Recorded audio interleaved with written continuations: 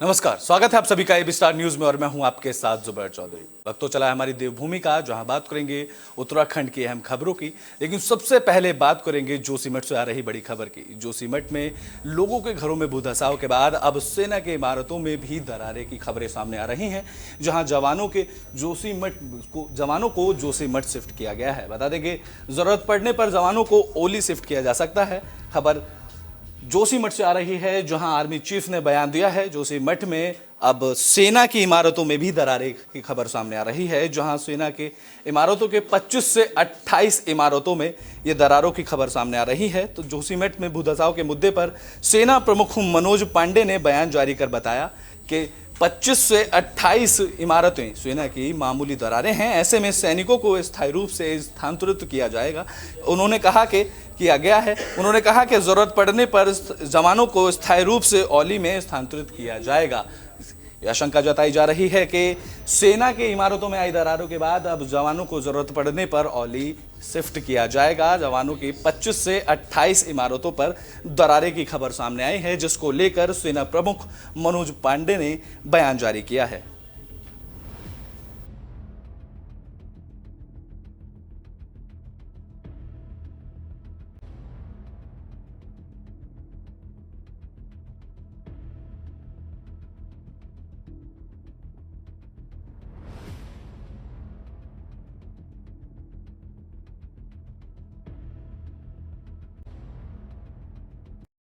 जोशीमठ में भूधसाव की घटना को लेकर कांग्रेस ने बीजेपी सरकार पर हमला बोला है। कांग्रेस ने इसे बेहद ही संवेदनशील मुद्दा बताया है। इसको लेकर जोशीमठ में हालात लगातार खराब हो रहे हैं, जहां बारिश के बाद ज्यादा डैमेज इमारतों को गिराने का खतरा भी लगातार बढ़ रहा है।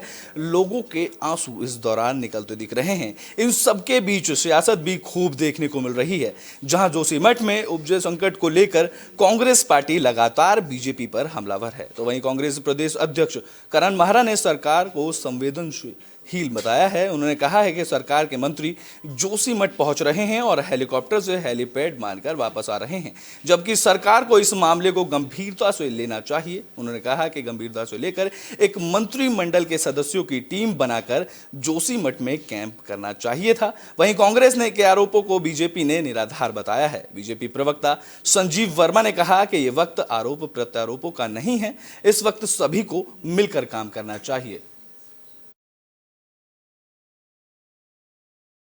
भारतीय जनता पार्टी की 9 साल से सरकार है केंद्र में, वो क्या कर रही है, यह हमारा प्रश्न। हम राजनीति नहीं कर रहे। विपक्ष का काम लोकतंत्र में सरकार को चेताने का और उसमें अंकुश लगाने का होता है। वो काम हम अपनी जिम्मेदारी का निर्वहन कर रहे हैं। सरकार ने अभी तक कैबिनेट क्यों नहीं बुलाई, इस बात का जवाब आदरणीय सुबोध उनियाल जी को भी देना चाहिए, ऐसा मेरा मानना है।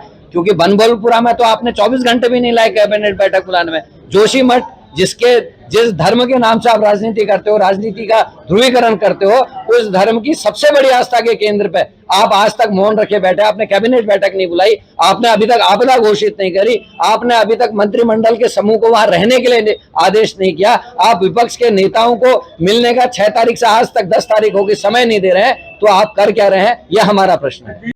इस समस्या का आखिर कारण क्या है और इसका स्थायी समाधान कैसे हो सकता है। साथ ही बात रही मुआवजे की, तो 4,000 रुपये प्रति परिवार लगभग 68 परिवारों को अभी तक हम दे चुके हैं। और माननीय मुख्यमंत्री जी ने कहा है कि हम डे टू डे एनालिसिस कर रहे हैं और डे टू डे जो भी डेली की हम लोग काम करेंगे, हम मीडिया में भी उसको बताएंगे और जो वहाँ का ग्राउंड जीरो की जो भी रियलिटी है उसके ऊपर भी हम लोग चर्चा करेंगे।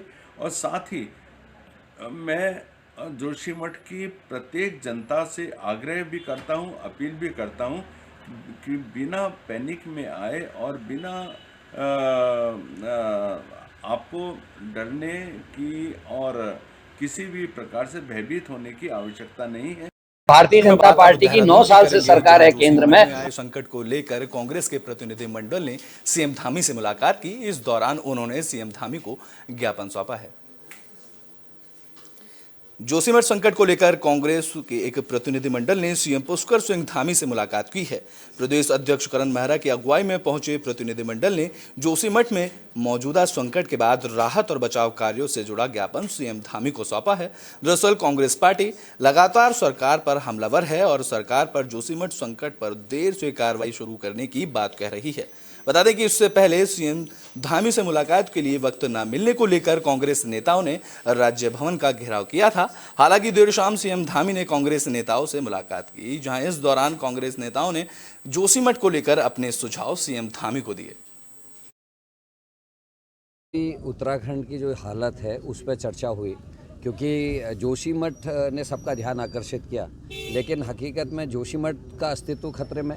साथ में उत्तरकाशी में दरारें, बगल में कर्णप्रयाग में दरारें, रुद्रप्रयाग में आज खबर आई है कि वहाँ भी दिक्कतें हो रही हैं। आपके साथ लगा हुआ जो मसूरी वाला एरिया है वहाँ भी इस तरीके की परेशानियाँ देखने में आ रही हैं। इन सभी विषयों को लेकर हम मिले हैं और जोशीमठ में कांग्रेस के नेताओं ने प्रवास किया। मैं भी वहाँ में संकट के बीच सीएम धामी ने बड़ा फैसला लिया है। सीएम धामी ने राहत कार्यों में 1 महीने का वेतन देने की बात कही है।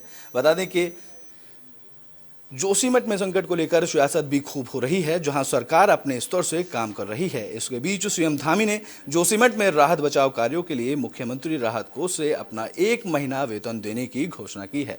माना जा रहा है कि सीएम धामी के इस कदम के बाद दूसरे मंत्री और विधायक भी राहत कोष में अपना वेतन दे सकते हैं। बता दें कि जोशीमठ में देर रात हल्की बारिश के बाद ज्यादा डैमेज मकानों के गिरने का खतरा और भी बढ़ गया है, तो वहीं सरकार और स्थानीय लोगों के बीच मुआवजे को लेकर फंसता नजर आ रहा है।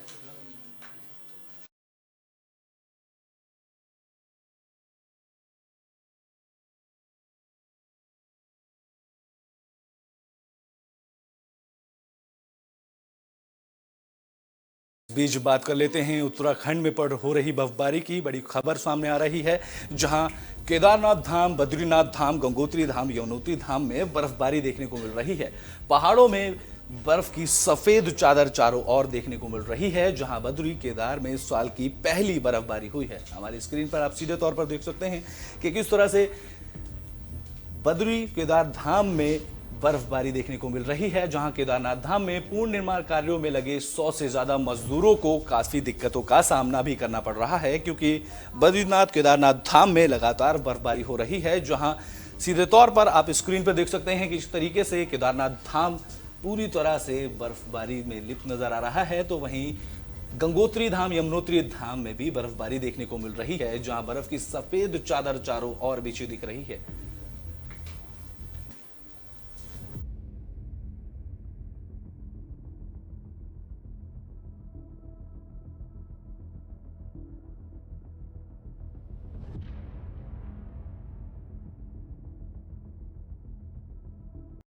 बुलेटिन में बात अब अल्मोड़ा की कर लेते हैं, जहां एक तरफ उत्तराखंड के ऊंचाई वाले इलाकों में बर्फबारी देखने को मिल रही है, तो वहीं अल्मोड़ा में जंगलों में आग लग गई है। उत्तर भारत में सर्दी का सितम लगातार जारी है, जहां फायर सीजन शुरू होने पर अभी भी वक्त है, लेकिन फायर सीजन शुरू होने से पहले अल्मोड़ा में जंगल धू धू कर जलने लगे हैं। अल्मोड़ा के कई जंगलों में आग धधक रही है। जंगलों में लगी इस आग के कारण वन संपदा को बड़ा नुकसान पहुंच रहा है। दरअसल फायर सीजन की शुरुआत 15 फरवरी से होती है, लेकिन 1 महीने पहले ही जंगलों में लगी आग विभागीय अधिकारियों को परेशान कर रही है। जहां विभागीय अधिकारी इस सीजन में बारिश ना होने को जंगल में लगी आग की वजह बता रहे हैं, तो वहीं आगे की घटनाओं से निपटने के लिए भी विभाग के पास ठोस इंतजाम नहीं दिखाई दे रहे हैं, तो वहीं विभाग ग्रामीणों की मदद के लिए आगे से निपटने में जुटा हुआ है।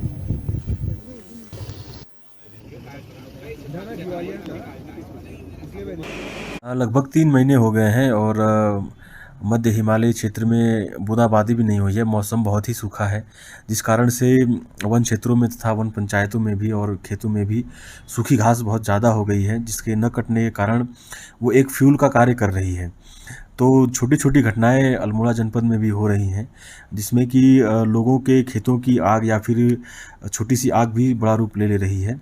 इसको लेकर वन विभाग वर्तमान में गांव वालों के सहयोग से जहां भी ऐसी घटना की सूचना आ रही है, अपने जो भी सीमित संसाधन है उनका प्रयोग करके उनको बुझाने का प्रयास कर रहा है। लगभग बुलेटिन में बात अब उत्तरकाशी की कर लेते हैं, जहां गुरिल्ला संगठन ने प्रदर्शन किया। वेरिफिकेशन लिस्ट में नाम ना होने को लेकर गुरिल्ला संगठन ने नाराजगी जताई है। उत्तरकाशी में प्रशिक्षित गुरिल्ला संगठन का प्रदर्शन खत्म होने का नाम नहीं ले रहा है, जहां दरासू गंगोत्री रोड पर सराहन और पौड़ी के प्रशिक्षित गुरिल्लाओं ने प्रदर्शन करते हुए सड़क जाम कर दिया। बता दें कि प्रशिक्षित गुरिल्ला संगठन योग्यता के मुताबिक सरकारी नौकरी, पेंशन और मृतकों के आश्रितों के लिए पेंशन और आर्थिक सहायता की मांग कर रहा है। इसके अलावा वेरिफिकेशन लिस्ट में पौड़ी वार्ड के छूटे गुरिल्लाओं का नाम जोड़ने की भी मांग इस संगठन के द्वारा की गई है। दरअसल जो लिस्ट भारत सरकार की ओर से जारी की गई है, उसमें 4700 गुरिल्लाओं में से सिर्फ 1123 गुरिल्लाओं के नाम ही लिस्ट में मौजूद हैं, जिससे गुरिल्ला संगठन में नाराजगी देखने को मिल रही है।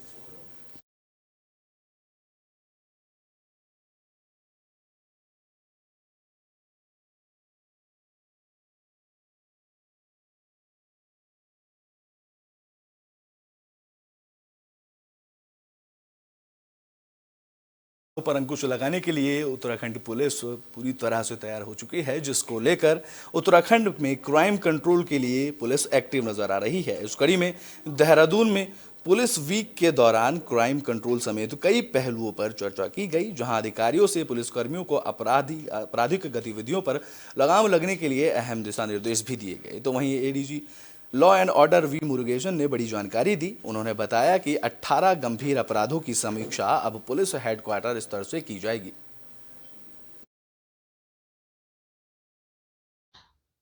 ये शिकायतें नहीं है, गंभीर प्रवृत्ति के अपराध है, जैसे डकैती विद मर्डर, लूट with murder, murder of more than 2 persons, है ना, रेप विद मर्डर, सामूहिक बलात्कार, ऐसे 18 तरह की किस्म के गंभीर अपराध है। शिकायत नहीं है, अपराध है। तो उसका संबंध में मॉनिटरिंग मुख्यालय लेवल से भी होगा। तो उत्तराखंड पुलिस को एक बड़ी कामयाबी हाथ लगी है। बता दें कि उत्तराखंड पुलिस ने 4 लाख के नशे के सामान के साथ 2 आरोपियों को गिरफ्तार किया है। उत्तराखंड में नशे के खिलाफ पुलिस की बड़ी कार्रवाई देखने को मिल रही है। इस कड़ी में रायपुर पुलिस ने 4 लाख से ज्यादा कीमत के 1.5 किलो गांजे के साथ 2 तस्करों को गिरफ्तार किया है। जानकारी के मुताबिक दोनों आरोपी व्हाट्सएप कॉल के जरिए चरस की सप्लाई करते थे, ताकि इनकी कॉल ट्रेस ना की जा सके। दोनों आरोपी सुरेश पवार और विपिन सिंह उत्तरकाशी जिले के बड़कोट के रहने वाले हैं, जहां पूछताछ के दौरान दोनों आरोपियों ने बताया कि वे दोनों अपने क्षेत्र में भांग की खेती करते हैं और खुद चरस तैयार कर उसे देहरादून में कई जगहों पर बेचते हैं। पुलिस अधीक्षक महोदय, हमारे आईजी साहब, सभी लोगों का ये जोर है कि ड्रग्स से ज़्यादा पकड़ धकड़ हो। तो इसी क्रम में हमारी रायपुर पुलिस की टीम ने थानाध्यक्ष रायपुर और एसएसआई रायपुर के द्वारा अपने कर्मचारियों के साथ मिलकर कल 2 लोगों को पकड़ा गया, जिसमें एक का नाम है सुरेश पवार, ये पिंड की हनुमान चट्टी बड़कोट का रहने वाला है, और दूसरा है विपिन सिंह, ये भी बड़कोट का ही रहने वाला है, हनुमान चट्टी का ही। ये दोनों व्यक्ति करीब 1.5 किलो चरस देहरादून। बात अब काशीपुर की कर लेते हैं, जहां भी पुलिस को सफलता हाथ लगी है। पुलिस ने नशे के सामान के साथ आरोपी तस्कर को गिरफ्तार किया है। काशीपुर पुलिस ने भी नशे के सौदागरों पर शिकंजा कस दिया है। नशे की गोलियां और कैप्सूल के साथ एक आरोपी को गिरफ्तार किया गया है, जहां चेकिंग के दौरान कुंडेश्वरी पुलिस को आरोपी तस्कर हिमांशु के पास से 620 नशीली गोलियों और कैप्सूल मिले हैं। पुलिस ने एनडीपीएस एक्ट के तहत मुकदमा दर्ज कर आरोपी को गिरफ्तार कर लिया है। ये डीजीपी महोदय के निर्देशों के क्रम में और एसएसपी उधम सिंह नगर महोदय के आदेशानुसार लगातार नशे के खिलाफ कार्रवाई की जा रही है, और इसी के क्रम में ये काशीपुर पुलिस ने एक युवक की गिरफ्तारी की है, जो चेकिंग के दौरान जिसके पास कुछ प्रतिबंधित दवाइयाँ उसके पास प्राप्त हुई हैं। इसमें लगभग 620 कैप्सूल मिले हैं जो कि प्रतिबंधित हैं, और इसी के साथ ही हमने इसमें ड्रग इंस्पेक्टर को भी इसकी सूचना दे दी है। फिलहाल माननीय न्यायालय के समक्ष इनको पेश किया जा रहा है और इसमें अग्रिम। हरिद्वार में सड़क सुरक्षा सप्ताह के तहत लोगों को ट्रैफिक रूल्स के बारे में जागरूक किया जा रहा है। बता दें कि सर्दी के मौसम में घने कोहरे के कारण सड़क हादसे बढ़ जाते हैं। इस दौरान सड़क दुर्घटनाओं को कम करने और लोगों को यातायात सुरक्षा के प्रति जागरूक करने के लिए हर साल राष्ट्रीय सड़क सुरक्षा सप्ताह मनाया जाता है।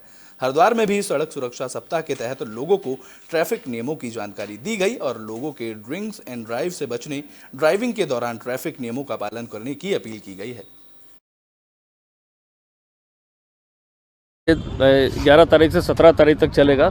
जो बेसिक इसके पीछे थीम है कि सबको जागरूक करना, चाहे वो हमारे स्टूडेंट्स हों, चाहे भावी जो हमारे चालक कहेंगे, जो आने वाली पीढ़ी है, जो युवा होते हैं, जो चालक बनते हैं, 18 साल के बाद लाइसेंस मिलता है। साथ ही साथ जो इस व्यवसाय से जुड़े हैं सभी को इसके बारे में जागरूक करना है और इसमें प्रमोट करना है कि सेफ्टी क्या प्रिकॉशंस होते हैं, घायलों की मदद करते हैं जो एक्सीडेंट्स में, उनकी जो स्कीम है उसके बारे में भी इनको जागरूक करना है कि घायलों को मदद करेंगे तो आपको सरकार की तरफ से रिवॉर्ड भी है।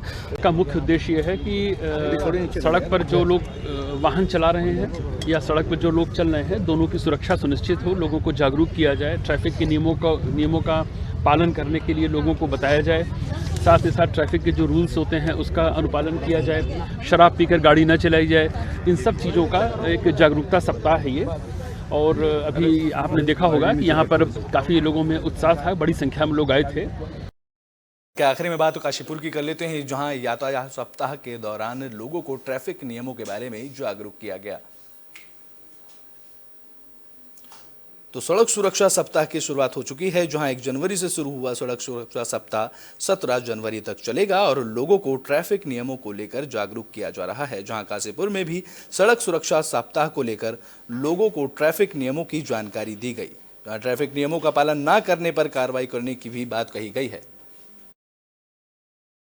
Kashipur clean and green foundation जो अजय चौधरी जी की मुहिम है, उसके तहत हमारा सबका यातायात सुरक्षा सप्ताह जो चल रहा है 11 जनवरी से 17 तारीख तक। इसमें सब लोगों से यही अपील है कि इसमें सब नियम और वो समझे। इनका पुलिस यातायात सप्ताह के अंतर्गत हम सब लोग इसलिए यहाँ इकट्ठे हुए हैं कि यातायात का अधिक से अधिक पालन कर जनता जागरूक हो और एक्सीडेंट कम से कम हो। इसके द्वारा सड़क सुरक्षा सप्ताह चलाया जा रहा है। इसी क्रम में आज काशीपुर क्षेत्र में सड़क सुरक्षा के संबंध में अवेयरनेस के लिए और जन जागरूकता के लिए यह महत्वपूर्ण था कि जो यहाँ पे हमारे स्वयंसेवी और NGO से लोग जुड़े हुए हैं या अन्य विभिन्न सिविल सोसाइटी के लोग हैं, उनको जोड़ करके इसके अलावा काशीपुर में कुछ बाइकर्स लड़के हैं जिनका बड़ा अच्छा योगदान रहता है। तो इसके अलावा ट्रैफिक थाना पुलिस और हमारी CP यूनिट को जोड़ करके बाइक रैली आज हम निकाल रहे हैं, जिसका मुख्य उद्देश्य लोगों को सड़क। हमारी देवभूमि में अभी के लिए बस इतना ही। देश और दुनिया की तमाम खबरों के लिए देखते रहें AB स्टार न्यूज़।